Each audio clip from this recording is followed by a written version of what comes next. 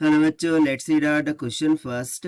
A particle of mass m having a negative charge minus of q is projected at an angle of theta with x-axis. There exists a uniform electric field E and x uniform magnetic field B along the x-axis. यानी कि एक particle है, उसका मास m है. यहाँ पर आप diagram में देख सकते हैं. उसे उस पर चार्ज कैसे माइनस ऑफ क्यू प्रोजेक्ट किया जाता है at an angle of theta, ठीक है, along this x axis with a velocity of v. और ये इसे मैग्नेटिक फील्ड बी और इलेक्ट्रिक फील्ड ई जो कि एक दूसरे के पैरेलल में इस फील्ड में प्रोजेक्ट किया जाता है. Now the particle return to its initial point once if a revolution it completes n revolution in time t. यानी कि t टाइम में वो टोटल n रिवॉल्यूशन कंप्लीट करने के बाद अपनी इनिशियल पोजीशन पर वापस आ जाता है. So what is n here? So यहाँ पर n का मान क्या होगा वो हमें कैलकुलेट करके निकालना है. तो चलिए स्टार्ट करते हैं सोल्यूशन से. But before of its let's talk about the key concept which we are going to use here for this question. So यहाँ पर कंसेप्ट हम क्या लगा सकते हैं कि जब कभी इस तरीके से पार्टिकल इलेक्ट्रिक फील्ड या मैग्नेटिक फील्ड में जाता है, सो जो टाइम पीरियड ऑफ रिवॉल्यूशन का फॉर्मूला होता है this is nothing but is equal to the distance covered by it. So obviously वो सर्कुलर पाथ कवर करेगा. सो वो क्या हो जाएगा, perimeter of the circle divided by its velocity that is v. So this will be equals to, now if you remember, so radius का formula क्या हो जाता, r is equals to m v divided by Q b होता था. यदि मैं इसे यहाँ सब्स्टिट्यूट कर दूं सो क्या हो जाएगा, 2 pi into m v by Q b divided by v के बराबर. सो वी से वी कैंसिल हो जाता था और ये हमें मिल जाता था 2 pi M divided by Q B के इक्वल. सो भाई इसी कंसेप्ट का हमें यहाँ पर थोड़ा सा यूज करना है. तो चलिए स्टार्ट करते हैं फाइनली हम यहाँ सोल्यूशन से. तो सबसे पहले तो देखिए, सो यदि वो टी टाइम में n रिवॉल्यूशंस कंप्लीट कर रहा है, यानी कि ये जो टाइम t है ये किसके बराबर हो रहा है, n times of the time period of revolution that is capital T के बराबर.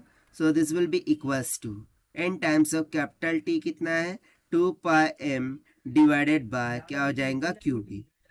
ना इफ यू रिमेंबर, ठीक, इफ यू रिमेंबर, सो जो इलेक्ट्रोस्टैटिक फोर्स होती थी उसको हम क्या लिखते थे, F of A is equals to Q into E, जो कि इलेक्ट्रिक फील्ड के द्वारा इस चार्ज पर लग रही फोर्स होंगी. सो यहाँ से हम एक्सेलरेशन का मान निकाल सकते हैं कि A will be equals to the force divided by mass that is M. So this will be equals to क्या हो जाएगा, क्यू ई बाय एम के बराबर.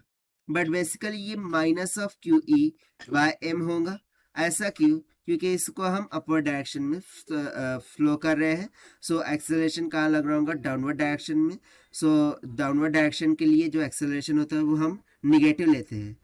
You remember it, right. Now if you see that, so horizontal direction में उसे at an angle of theta से project किया जा रहा है. मीन्स बेसिकली हॉरिजॉन्टल डायरेक्शन में उसका डिस्प्लेसमेंट तो जीरो होगा. सो इसके लिए हम इक्वेशन ऑफ मोशन लगाते थे, that is s of x is equals to क्या आ जाएगा, u of x t plus 1/2 का ए टी का स्क्वायर, ठीक, 1/2 ए टी का स्क्वायर. सो ये तो जीरो हो गया, this will be equals to ना x component of velocity. So वो हो जाएगा वी कॉस ऑफ थीटा, ठीक है ना. एक वर्टिकल कंपोनेंट होगा वी साइन थीटा और एक हॉरिजॉन्टल कंपोनेंट होगा वी कॉस ऑफ थीटा, इस तरीके से, राइट. सो यहाँ पर horizontal component we cos of theta into T, और ये हो जाएगा माइनस में 1/2 ऑफ ए कितना है, q e divided by m into t का स्क्वायर.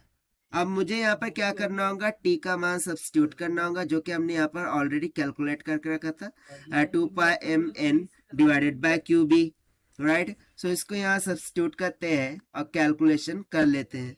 सो देखिए ये क्या आ जाएगा, v cos of theta this will become equals to, ठीक, दिस इज इक्वल्स टू क्या हो जाएगा, एक टी से एक टी कैंसिल हो गया, एक टी का मान हम रख देंगे. सो ये हो जाएगा Q A divided by twice of M into small T का मान कितना हो गया, 2 pi M into N divided by Q B, right, एक टी कैंसिल हुआ है क्योंकि हमने दोनों को इक्वेट किया है। देखिए यहाँ से मैं यदि ये पूरी v cos theta into t को उधर ले जाऊँ तो एक टी से एक टी कैंसिल हो गया और एक टी का मान मैंने यहाँ पर सब्स्टिट्यूट कर दिया। मुझे फाइंड करना था एन का वैल्यू, राइट।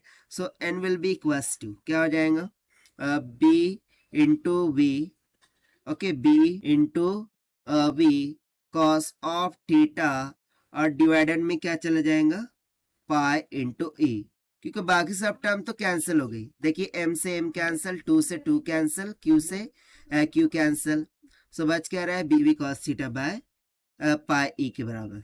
और यही हो जाएगा हमारा आंसर जो कि हमने सॉल्व किया है by using the time period of revolution के फॉर्मूले से and radius of circular orbit के फॉर्मूले से। Now let us take the option.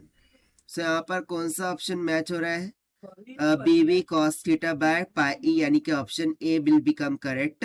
So this is the required solution. I hope you understood well. Best of luck, thank you.